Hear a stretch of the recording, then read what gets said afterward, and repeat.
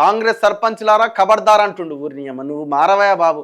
నువ్వు రేపు పొద్దున ఈ సర్పంచో ఆ సర్పంచో వాళ్ళందరినీ కొంత కన్సర్న్లోకి తీసుకొని వాళ్ళతోని నువ్వేమన్నా సఖ్యతగా ఉంటే ఆ పార్టీకి సంబంధించిన సర్పంచ్లు కూడా నీ దగ్గరికి వచ్చే అవకాశం ఉంటుంది.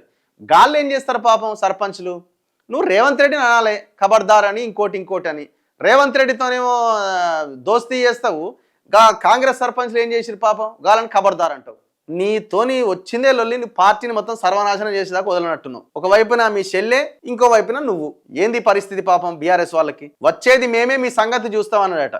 వాగు వంకలు తెలవని ముఖ్యమంత్రి కేసీఆర్ కు నీళ్ల గురించి చెప్తాడా? మరి ఆ నీళ్ల గురించి నీళ్లకే నడక నేర్పిన మీ తండ్రి గారు అసెంబ్లీకి వచ్చి మాట్లాడొచ్చు కదా. నీళ్లకే డాన్స్, నీళ్లకే నడక, నీళ్లకే భరతనాట్యం అన్ని నేర్పించింది కదా. మరి ఆయన వచ్చి సభలో మాట్లాడొచ్చు కదా. మరి ఎందుకు పారిపోయారు సభ నుంచి? నువ్వు కూడా లేవు కదా. తండ్రి లేడు, తర్వాత కొడుకు అని ఉంటాడేమో, అల్లుడు అని ఉంటాడేమో అనుకున్నారు జనం. మీరు కూడా లేరైతురు కదా. అసెంబ్లీ గౌరవ సభ కాదు, కౌరవ సభ, బూతుల సభ అని ఫైర్. మరి ఆ కౌరవ సభలో మీరు కౌరవులా పాండవులా? మరి మీరు కూడా ఉన్నారు కదా. కౌరవులు ఎంతమంది? 100 మంది. ఎమ్మెల్యేలు ఎంతమంది? 119 మంది. కౌరవులు 100 మంది కదా కౌరవ సభ అంటే. కౌరవులు 100 మంది అంటే 119లో 100 మంది కౌరవులే అయితే నీ పార్టీ వాళ్ళని కూడా నువ్వు కౌరవులు అనుకుంటున్నావు కదా. బీఆర్ఎస్ సర్పంచ్లు ఇంట్లో పంటం అంటే నడవదు. మంచోడు చెడ్డోడని చూడొద్దు, కారు గుర్తుకు ఓటేయాలని పిలుపు. జనగామలో పార్టీ మద్దతుతో గెలిచిన సర్పంచ్లు వార్డు మెంబర్లకు సన్మానం అట. నీకు దండం స్వామి.